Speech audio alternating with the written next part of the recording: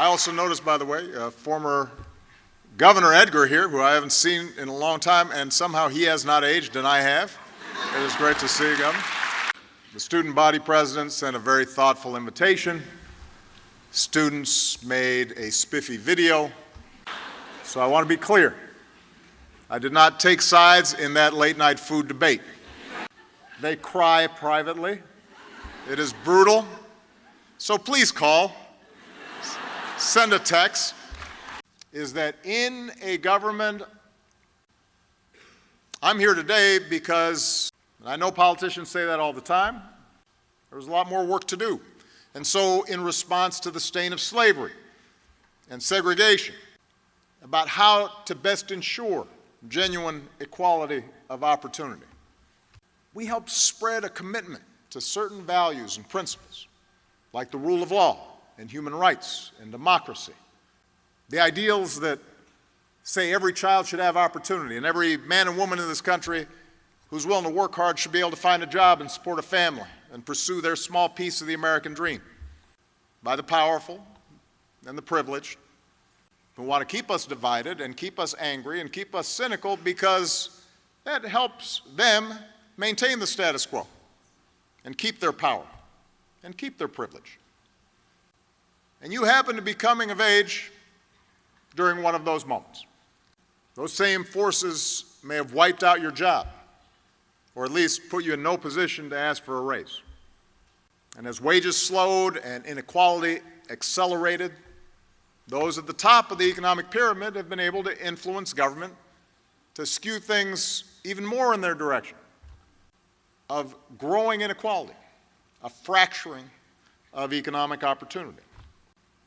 It made politicians less willing to compromise, which increased gridlock, which made people even more cynical about politics. So we made progress, but, and this is the truth, and nobody's looking out for them. Pitting one group against another, sound familiar? This kind of politics has infected both parties.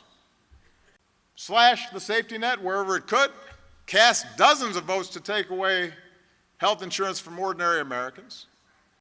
It's a vision that says they're subsidizing corporate polluters with taxpayer dollars. It's central organizing principle in foreign policy. Their sabotage of the Affordable Care Act has already cost more than 3 million Americans their health insurance. In a healthy democracy, there's some checks and balances, but right now there's nothing. This behavior from scrutiny or accountability or consequence. And by the way, the claim that everything will turn out okay because there are people inside the White House who secretly aren't following the president's orders. These people aren't elected. I happen to be a Democrat. I believe our policies are better and that we have a bigger, bolder vision of opportunity and equality and justice and inclusive democracy. And barring lobbyists from making campaign contributions, but on good new ideas, like barring lobbyists from getting paid by foreign governments. I'm not making that up. That's not hypothetical. We have to do the same things to the Republicans that they do to us. Adopt their tactics. We need our civic institutions to work. That's not civility. To get in the arena and have a serious debate. The idea that, well, there's racism in America, so I'm not going to bother voting. That makes no sense. You can make it better, and that common ground exists.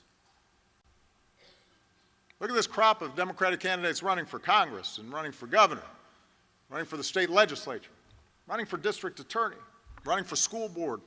It is a movement of citizens who happen to be younger and more diverse and more female than ever before, and that's really useful. Is a government, all we need are decent, honest, hardworking people who are accountable and who have America's best interests at heart.